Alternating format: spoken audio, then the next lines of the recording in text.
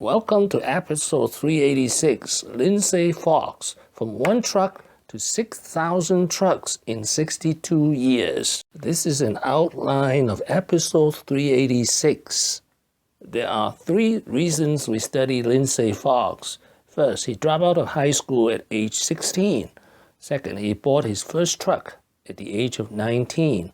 Third, he now owns a trucking and logistic empire of 6,000 trucks. Let us meet Lindsay Fox. Yeah. We've moved fairly heavily into the mining sector in the last couple of years. That's kept us busy by putting big road trains into the northwest of Western Australia and into the mining sector.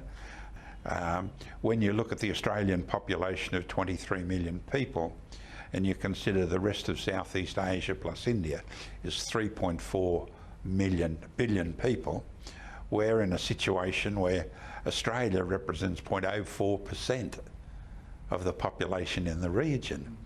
So 20 odd years ago we ventured out into Southeast Asia and India, and today we employ 36,000 people in 11 of those economies.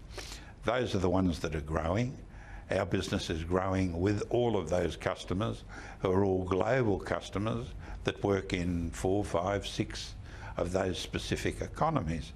And in the next decade, our business outside of Australia will be bigger than our business in Australia.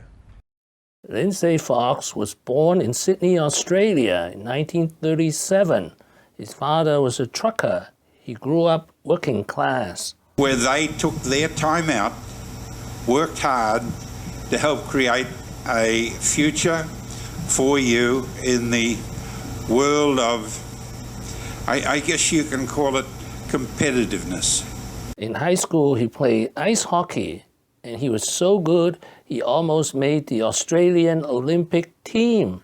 At age 16, he dropped out of high school, and with a combination of lying, hustle, and charm, he started his trucking business. I was lucky I wasn't an academic, because I probably wouldn't have achieved the things that have happened to me over my lifetime. But at 16, I managed to get my driver's license. I cheated on my age, but I was quite successful at it.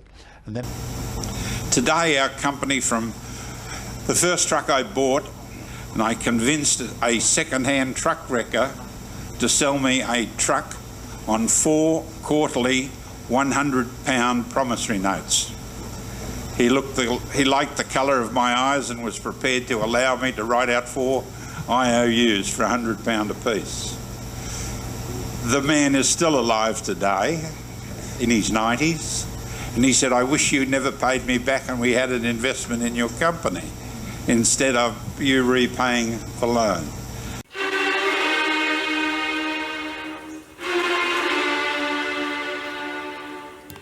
I don't know how he got the time and the energy, but he also played as a ruckman in the Australian football club, St Kilda, for 3 years. He also got married and had 6 children, and he also struggled and learned from his business. Know the difference between gross and net. It didn't take long to learn. I didn't understand cash flow, but companies like BP in those very early years of business used to pay me every 7 days, let me pay for my petrol every 90.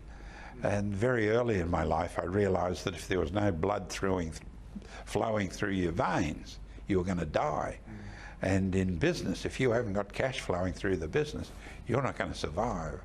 And we had a basic principle. We wanted blue chip customers that would be in business 10 years from today, and most important of all of the 3 were they had to pay their bills every 7 days. How his company LinFox expanded. First, in the 1960s, he built a fleet of trucks.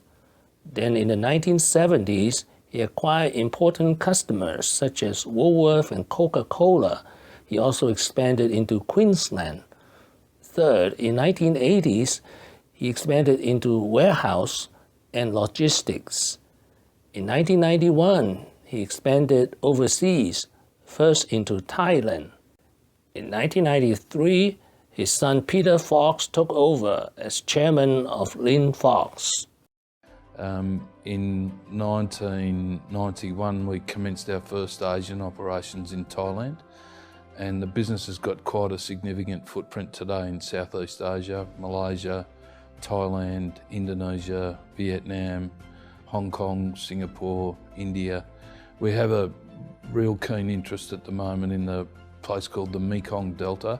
There's more people working for us today in Asia than there is in Australia. When we decide to do something, we can move really quickly. We had 300 customers in 2008. Today we have about 80. And for us, it's a real game of less is more. It's a game of quality, not quantity. We've prepared the organisation for, as I said, the storm clouds to come in. Storm clouds didn't hit Australia. And what we've done with the organisation is make sure it's well and truly deleveraged, and make sure that the foundations that are for us as a company are rock solid. So I think we're in the best financial shape that we could ever be in.